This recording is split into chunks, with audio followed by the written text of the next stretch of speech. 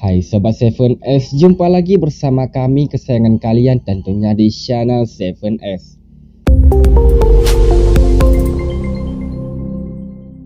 Oke, di video kali ini Mimin akan menjelaskan alur cerita film Lahordi. Film ini adalah salah satu film garapan dari Capture the Flag Film. Film ini dilepas di pasaran pada 28 Agustus 2009. Film berdurasi 1 jam 41 menit ini disutradarai oleh Benjamin Rocher dan Yannick Dahan. Film bergenre horor dan laga ini diperankan oleh Claude Perron, Jean-Pierre Martin, Eric Ebouny, Arlene Ricon, dan beberapa aktor lainnya. Sebelum lanjut, Mimin kembali mengingatkan bahwa video ini merupakan konten spoiler film. Mimin sangat menyarankan kalian agar menonton film aslinya secara utuh, karena akan terasa jauh lebih baik daripada menonton video spoiler. Jadi, tanpa basa-basi lagi kita langsung saja gaskan ke alur ceritanya.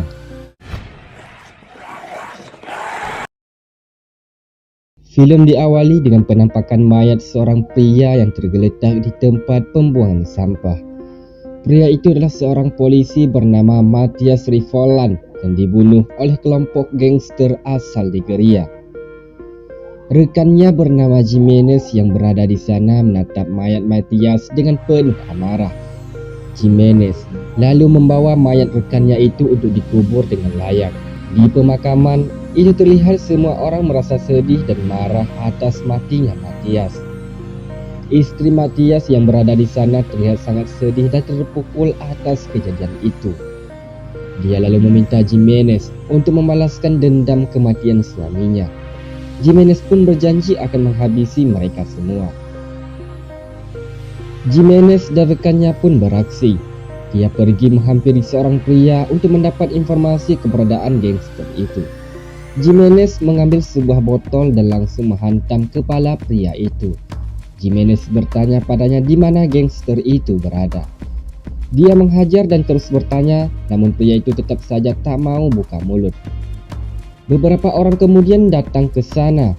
Seorang rekan Jimenez bernama Tony mengusir mereka dengan menunjukkan tanda pengenal polisi. Beberapa pria itu pun tak terkutik dan pergi dari sana. Jimenez terus saja bertanya sampai menodongkan pistol di kepala pria itu. Setelah menghajarnya berkali-kali, akhirnya pria itu buka mulut dan memberitahu keberadaan gangster itu. Mereka bersembunyi di kota Carone di daerah utara. Mengetahui itu, Jimenez dan ketiga rekannya segera tancap gas ke sana. Hari mulai gelap. Mereka sampai di sana dan mulai mempersiapkan senjata. Para gangster itu bersembunyi di sebuah apartemen. Jimenez dan yang lainnya mengendap masuk dengan senyap. Terlihat ada beberapa orang di depan pintu masuk. Mereka memutuskan untuk masuk lewat pintu belakang. Di pintu belakang ada seorang penjaga. Jimenez bersiap menyerang, namun rekannya bernama Ueso menahannya. Ueso berkata dia ke sana bukan untuk pertumpahan darah. Ueso pun berjalan perlahan dan melumpuhkan penjaga itu dengan tangan kosong. Kemudian Jimenez datang dan menembak mati penjaga itu. Ueso tak terima dengan tindakan Jimenez itu, sebab mereka adalah polisi. Dia ke sana hanya bermaksud untuk menangkap dan mengadili para gangster itu. Namun Jimenez yang dipenuhi amarah tak mempedulikan itu. Dia ingin membalaskan dendam dan menghabisi mereka semua. Mereka pun masuk dan mencari ruangan gangster itu berada. Mereka mulai naik ke lantai atas dan menyusuri ruangan demi ruangan di sana. Sampai akhirnya mereka sampai di depan sebuah ruangan. Jimenez pun menyiapkan alat peledaknya dan memasang pada pintu ruangan itu. Tiba-tiba seorang penjaga apartemen datang dengan membawa senjata. Jimenez dan yang lainnya menyuruh penjaga itu pergi. Tiba-tiba terdengar tembakan dan Jimenez tumbang seketika. Seorang anggota gangster bernama Bal keluar dari ruangan lalu menembak penjaga apartemen itu berkali-kali hingga tewas. Anggota gangster lainnya keluar dengan senjata di tangannya. Mereka adalah Josh dan Adewell. Ade adalah pemimpin gangster itu. Dia dan anggota gengnya yang telah membunuh Matthias dengan sadis.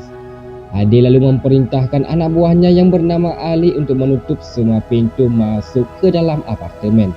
Mereka kemudian menyeret Jimenez dan yang lainnya ke dalam kamar. Dalam ruangan itu, Ade lalu menginterogasi mereka. Dia bertanya apa yang Jimenez lakukan di sana dan ada berapa banyak jumlah mereka di sana. Di sisi lain, Ali memberitahu penjaga di luar untuk menutup semua pintu masuk. Tiba-tiba, anjing penjaga itu berlari dan hilang dengan misterius. Ali dan penjaga itu pun mulai bingung dan merasa ada yang aneh. Dalam ruangan, bos gangster terus bertanya dan mengancam mereka. Weso pun menjawab mereka hanya berempat dan tak ada anggota lainnya. Tiba-tiba terdengar suara tembakan dari luar. Adi mengira itu adalah rekan mereka. Dia pun marah dan menghajar ke Weso. Adi juga menembak kaki Tony sambil terus-terusan bertanya ada berapa jumlah mereka. Sampai akhirnya bos gangster itu menembak Jimenez tepat di kepalanya. Sesaat kemudian tiba-tiba terdengar suara pecahan kaca dari luar ruangan itu. Seketika Ade dan anggota gengnya menodongkan senjata ke arah pintu. Kemudian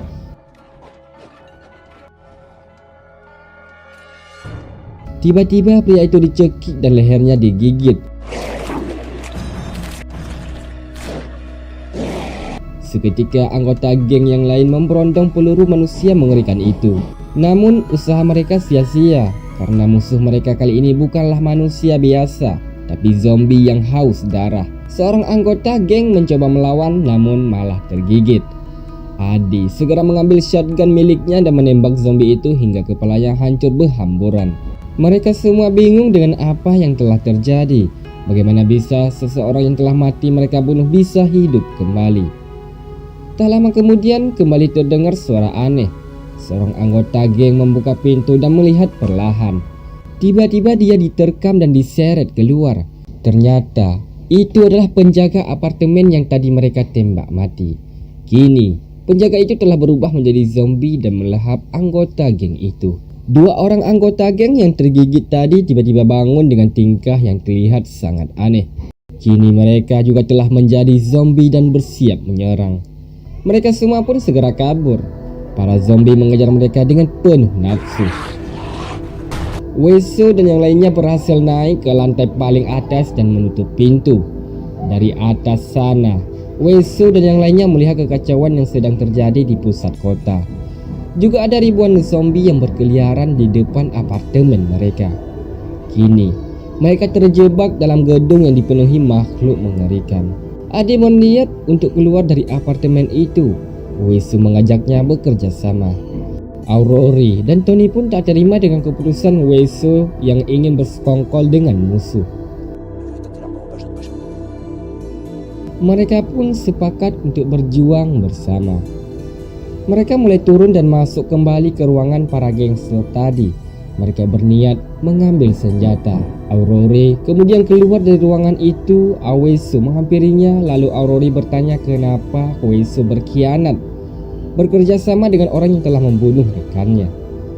Weso berkata dia terpaksa agar mereka bisa keluar dengan selamat. Mereka pun mulai menyusun rencana pelarian. Mulai berjalan perlahan mencari jalan keluar paling aman. Tiba-tiba zombie datang dan menyerang mereka. Yang lain berhasil kabur, namun Josh terpaksa menghadapi dua orang zombie seorang diri. Dia berkali-kali menghajar dan menikam zombie itu lalu segera kabur, namun zombie berhasil menggigit kakinya.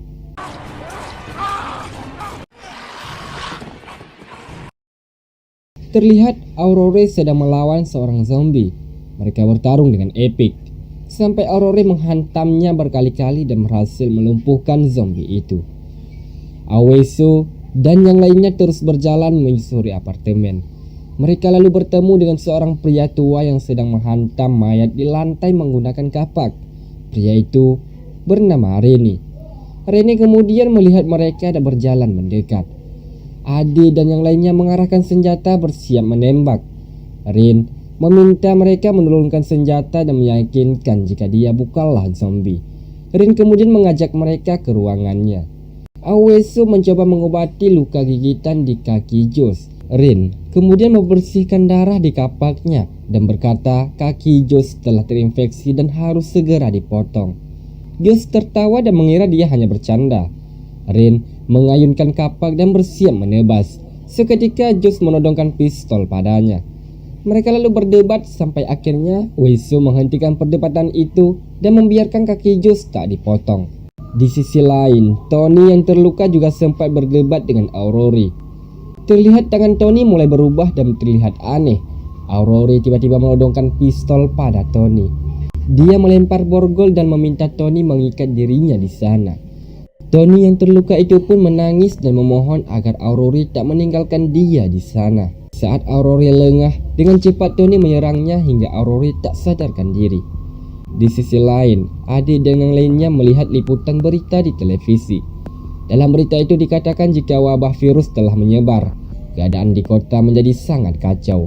Telah terjadi pembantaian dan ratusan orang telah mati. Seluruh fasilitas kota tak dapat diakses. Ade dan yang lainnya kembali menyusun rencana untuk keluar dari sana. Mereka menyiapkan senjata dan mulai beraksi. Mereka keluar dari ruangan dan melihat sekitar. Tak ada seorang pun di sana. Tiba-tiba seorang zombie wanita datang. Zombie itu memegang kepala seorang pria bersamanya. Zombie itu mulai mendekat dan Bal menembak kakinya hingga dia terjatuh. Josh, Bal, dan Rin kemudian mempermainkan zombie yang tak berdaya itu. Ade yang tak tahan melihat kelakuan mereka akhirnya menembak zombie itu. Dia lalu memarahi Bal karena bercanda di tengah kepanikan mereka. Tak lama kemudian tiba-tiba Tony datang.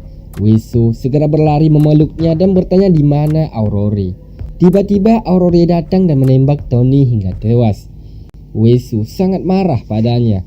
Aurori berusaha menjelaskan jika rekan mereka itu telah menjadi zombie. Akhirnya mereka melanjutkan perjalanan.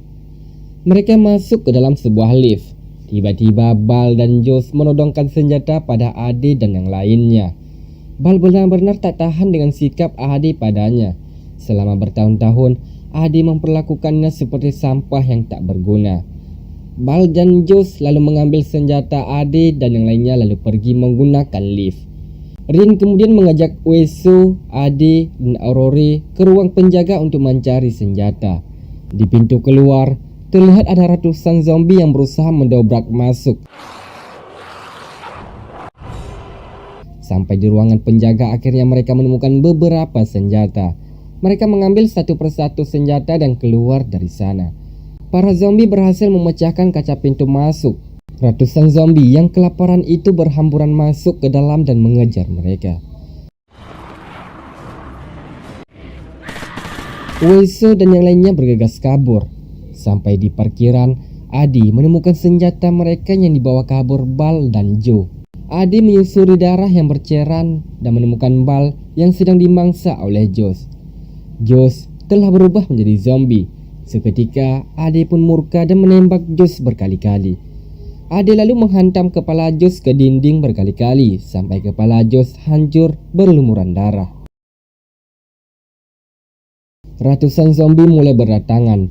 Ade, Rin, dan Aurorin segera kabur. Sementara Wei-Su memutuskan tetap berada di sana menahan para zombie.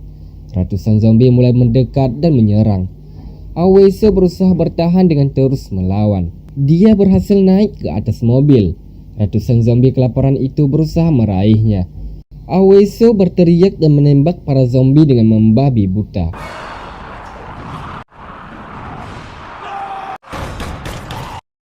Dia juga menebas satu persatu zombie di hadapannya. Di sisi lain, Aurori, Adi, dan Ren terus berlari. Banyak zombie terus mengejar. Ren berusaha menahan dengan menyerbu para zombie menggunakan senjata mesin di tangannya.